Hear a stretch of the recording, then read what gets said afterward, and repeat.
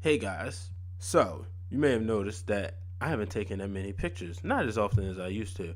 One of the reasons is because I am in the process of rebuilding my body, and that means dropping a few pounds. So I found a way where I can make money while doing it.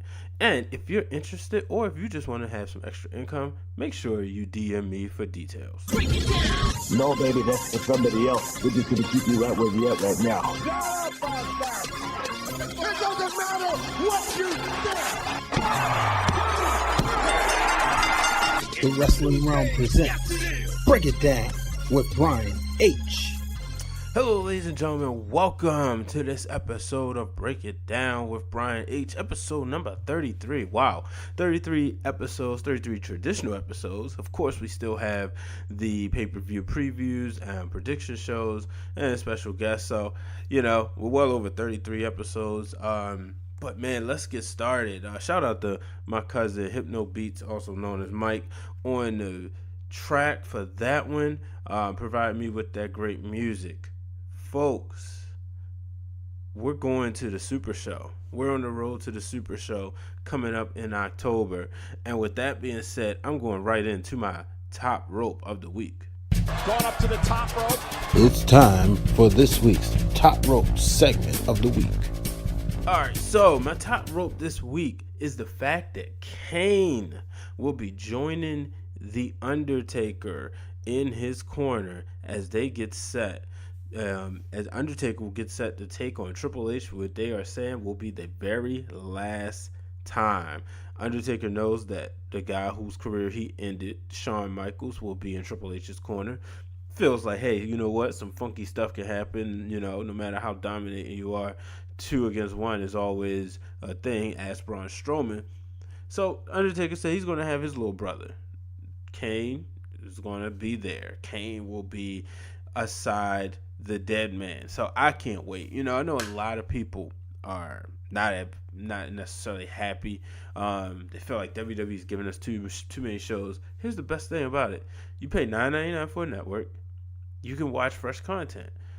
Stop worrying about the build-up. Stop worrying about that stuff. Look, so what? We're getting a fresh show. We're getting a super show. And guess what? It's not for you. At the end of the day, it's for the live people over in Australia, or as the one I'll talk about soon, the Crown Jewel. It's for those people who do not get wrestling all the time in their countries. But nonetheless, I'm excited. We're going to get The Undertaker. We're going to get Triple H, and for the very last time. But they're going to have Kane and Shawn Michaels at ringside. Some people are saying this is going to set up for a tag team match at WWE Crown Jewel in Saudi Arabia. Guess what? That would be cool too. Shout out those people. They don't get to see these superstars, folks. So they'll get an opportunity to have a little bit of nostalgia. Some of the older guys will be able to talk to their sons and say, look, I remember when he was wrestling. I remember when I was younger, he was wrestling. I get to share that moment. So let's, people need to get their panties out of a bunch and just enjoy the moment for what it is. So let's move on. Speaking of the Super Show, Daniel Bryan and The Miz. So The Miz came out there and he bragged about how him and Maurice beat Daniel Bryan and Brie Bella and how they are just, on a roll and all this other stuff. And then he revealed to us that him and Daniel Bryan would take on each other at the WWE Super Show-Down. And when they take on each other, the winner will get a match for the WWE Championship. Wow. So part of me wants to believe that The Miz is going to win this and going to win the WWE Championship. Now, of course, Daniel Bryan could win, but I don't want to see him. I don't want to see my guy's champion right now. I know that everybody knows my favorite wrestler, but I want to see him win it at WrestleMania. And I think a match with The Miz winning it could be a big deal. But nonetheless, this is, I love how this feud is very textbook.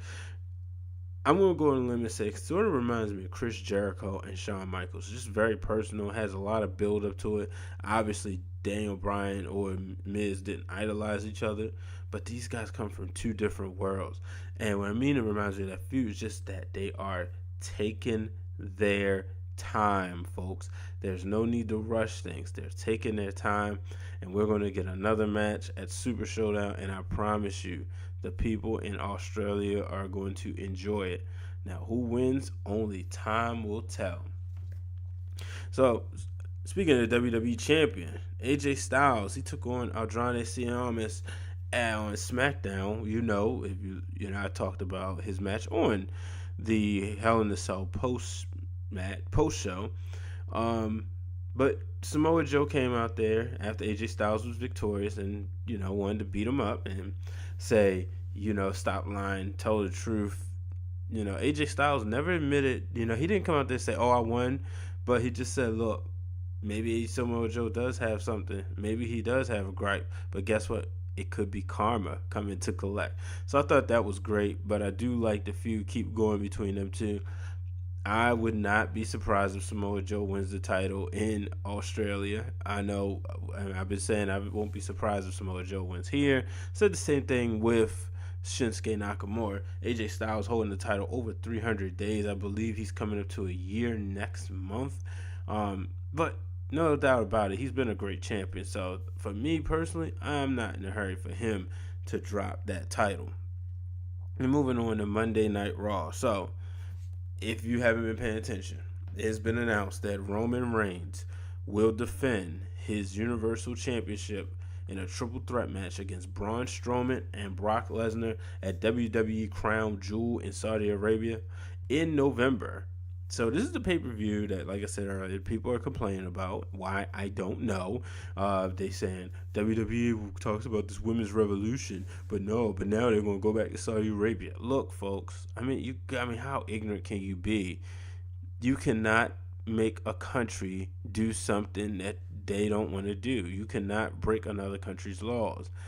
The women cannot perform unless they're going to be fully covered, or they may not can perform at all. But nonetheless, they're not complaining. This still work. Wrestling is still work to them. We love it. It's our entertainment, but it's still work. So they're getting paid day off. Why wouldn't they enjoy it? So it's more about the fans. But nonetheless, Braun Strowman get sort of a rematch. Brock Lesnar gets his rematch. They get it all in one. And then we saw on Monday Night Raw, Baron Corbin, kind of put himself over, said, look, I'm getting a title match. And he challenged Roman Reigns. But before the match started, Braun Strowman said, look, I hope you win because you suck. So I know I can kill you. Didn't happen. Obviously, Roman won. He wasn't losing that title. It's just funny how Baron Corbin keeps booking himself in matches. He changes the rules, but then he's just not able to capitalize. And remember, this guy won Money in the Bank at one point. So I'm going to go ahead and take my first break. I got a word from my friend Ashlyn, who hopefully you voted for. This is Ashlyn Ayers, competing in this year's Maxim CoverGirl 2018, and you're listening to Break It Down with Brian H., brought to you by The Wrestling Realm. And I'm back, ladies and gentlemen. Make sure you vote for Ashlyn. I believe she's in second place right now. So you go to Twitter at Brian H. Waters. You can find all the information. And of course, I'll be posting the video. So speaking of women, let's move on. Becky Lynch, Becky Balboa, was officially crowned during her coronation as the new SmackDown Live Women's Champion. But Becky, I'm feeling the heel turn. I don't need to hear her talk as much, or I should say cut extensive promos. I'd rather see, real quick, and just see her beat up people and then just laugh. But, she went out there and she took care of business, as she went out there to explain that Paige, she didn't need you. Instead, she wanted Charlotte to come out there. And then she wanted Charlotte to put the title around her waist. Then she said, I'm just playing. She said, call me queen. Charlotte turned her back on her, and then Becky said, call her the B word. Charlotte just kind of reminded, which is great storytelling, just reminded her, like, look, all this you do, all this stuff that you do, winning the title, you won the title, but you threw away years of friendship. And it's just one of those things where you just think about people who throw it all away just for that instant gratification. Will Becky Lynch regret this? Only time will tell. Because Charlotte reminded her, you can lose that title in one night. I think in this case it might be 2 weeks. Because, yes, it is official. They will take on each other at the WWE Super Show-Down. So I want to know how many of y'all will be getting up at 4 a.m. I think it's 4 or 6 a.m. to watch the Super Show-Down. More than likely I will. Why not? So moving on to Monday Night Raw, Ronda Rousey, she gave Alexa Bliss her props. Just completing the feud with her. If this was a video game, the feud is officially over after it's 8 weeks. Shout out to WWE Smackdown 2K19. Get ready to come out. I know I have my copy reserved. That way I can get Ronda Rousey and all the other people. I got the deluxe edition. So how about you? I wish I could have got that Ric Flair edition, but I didn't. But yeah, so Ronda Rousey, she gave her props to Alexa Bliss, and then she went on to say she was having an open challenge. She wants to prove, look, I'm here in the trenches. I'm amongst the girls. What's up? Well, Natalia's music hit, and it was like, whoa, is Natalia going to challenge her best friend or her training partner? Nonetheless, it was the Riot Squad that beat up Natalia and dragged her out, and then they came after Ronda Rousey, and then was ultimately rescued by the Bellas. Here's my gripe with that. I wish they would not have made this match yet. I wish, personally, they would have made the match at last night. Don't make the match beforehand. Let it build. There was no need to rush that match. Unless, I don't know how the ticket sales are over there. Maybe they feel like they had to sell the tickets. I just think you could have said, you could have just waited, said Ronda Rousey be competing or something like that. Boom. Last night happens. Boom. Microphone or infographic or something. Here's the new update, breaking news. Ronda Rousey will team with the Bella Twins to take on the Riot Squad. That's all I'm saying. That's how I would have done it. And then, so let's just a couple other notes from Monday Night Raw. Dana Brooke, she steps out alone. First time, she left Titus O'Neil, or let's just say Titus Worldwide. She took on Bayley. Same results. She couldn't get it done. Nia Jax and Ember Moon defeated Alicia Fox and Mickie James. Alicia Fox and Mickie James coming out there courtesy of Alexa Bliss, who we just found out is hurt, and therefore she's not even able to compete in the mixed match challenge where she was supposed to be with her partner from last year, Braun Strowman. Unfortunately for her, she cannot. So, instead, let's see. I'm not watching it, to be honest with you. So I was trying to look on Facebook to see if there was any results, because Ember Moon will be taking her place and she'll be teaming with Braun Strowman.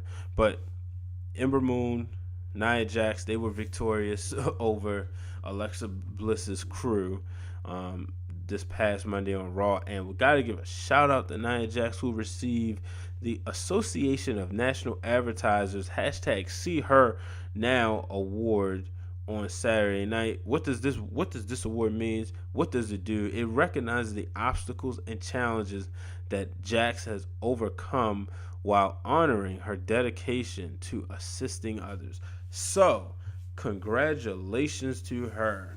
And on SmackDown, just to kind of wrap things up with the ladies, Naomi and Asuka teamed up to go against the Iconics. Actually, I'm sorry. Whoa, got that wrong.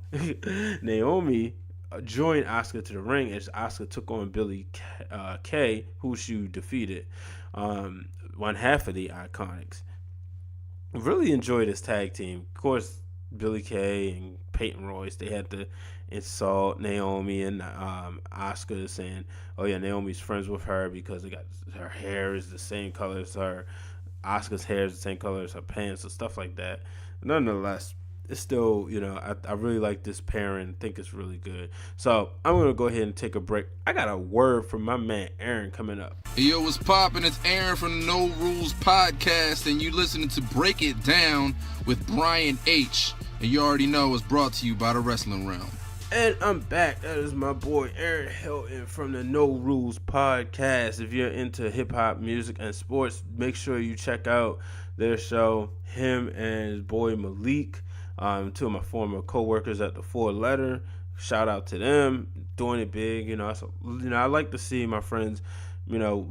Everybody wasn't made to stay at ESPN forever. It was good company. Now sometimes I have questions just because of the recent things. One time for Jamel Hill, but glad she got out.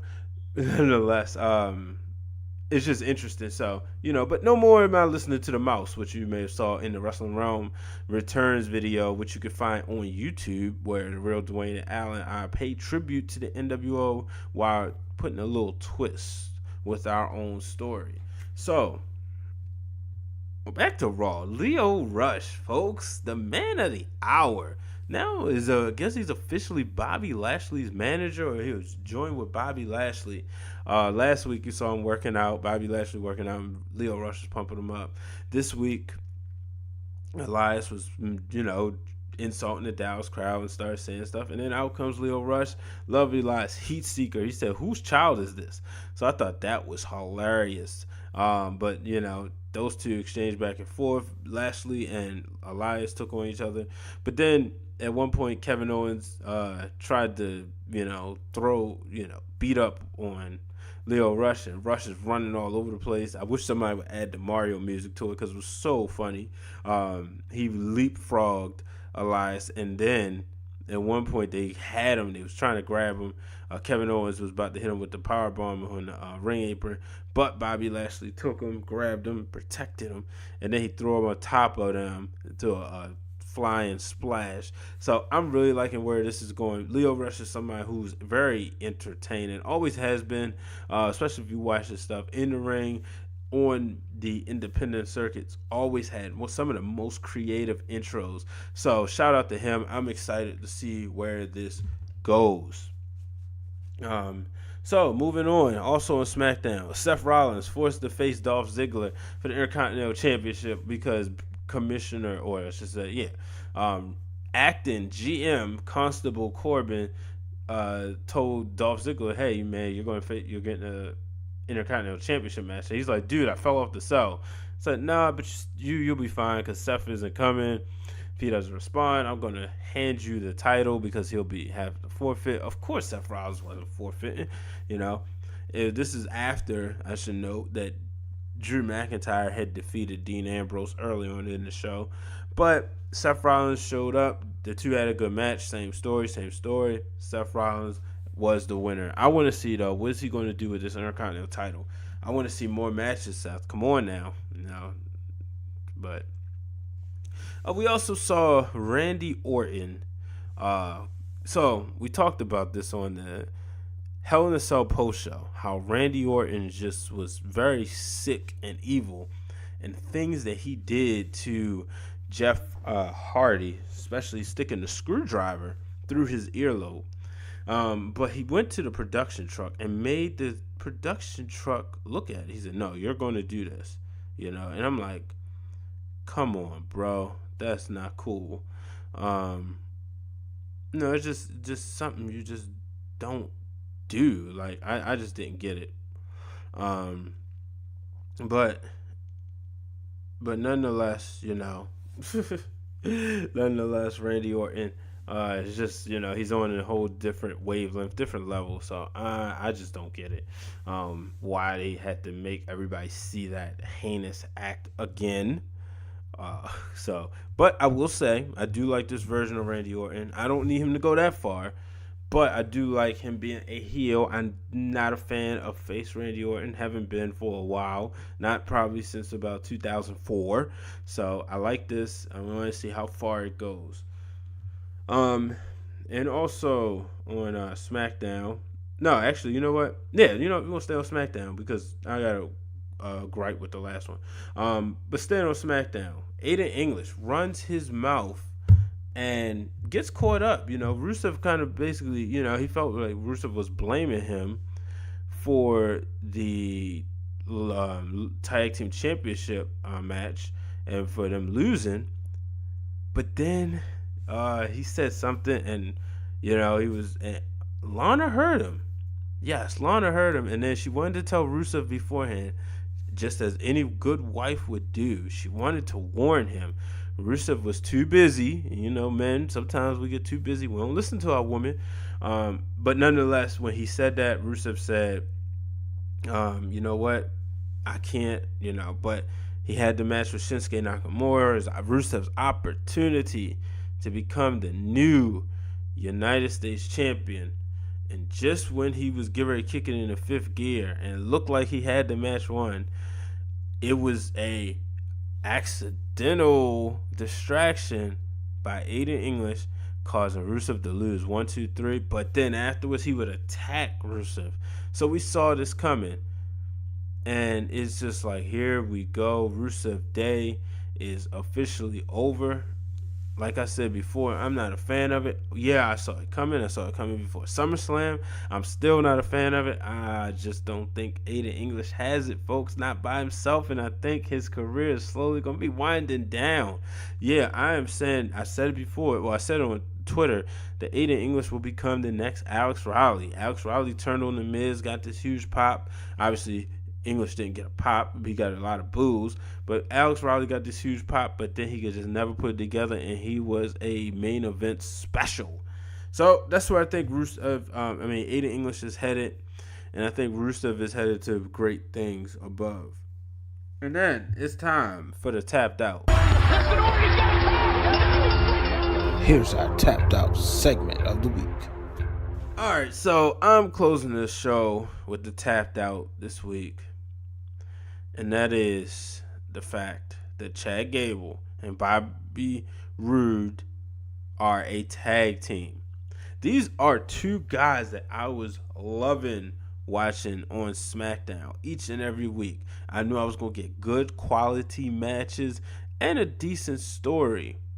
Bobby Roode at the beginning of this year was a United States champion, and now he is an afterthought. That's a problem. What happened to Bobby Roode? I'll tell you this. I was talking to the real Dwayne Allen, and I started questioning myself. I said, is Bobby Roode really that? Is he good? Am I just thinking he's better than what he really is? Yes, it was at that point, folks. I just didn't get it. I just didn't get it at all. So I'm not happy with how Bobby Roode is being treated. I am not going to lie to you. A tag team? This guy looks like $1 million. He's somebody that when he was in Impact Wrestling, at the time known as TNA, and he was the TNA World Champion, I had dream matches of him taking on Randy Orton, him taking on Triple H. He was a guy who I said one night I was at Best Buy. I was working there at the time. This is about 2010, 2011. And on Thursday nights I would work, but I worked in home theater, so I had access to the television. And of course they have cable because they want people to get HD cable when they want to sell that. So while we were cleaning up on Thursdays and turning off the TVs or wiping down stuff, I would turn on Impact Wrestling. When I worked Fridays, I turned on Smackdown at the time. So when I turned it on, I will never forget, he cut this promo on Hulk Hogan. He talked about why you should never meet your heroes because they disappoint you. It was that moment that I became a Bobby Roode fan. So when I see this guy teaming up or barely making appearances on Monday Night Raw, it's very disappointing. So I had to sound off on that. Enough is enough, and it's time for a change. And I don't think Bobby Roode and Chad Gable being tag team champions is it. And then I wonder, will Chad Gable ever change his ring gear? It's almost clear that Jason Jordan is not coming back. So folks, I don't know. Only time will tell. So, ladies and gentlemen, make sure you check out this week's Wrestling for the Culture, already uploaded on youtube.com/The Wrestling Realm.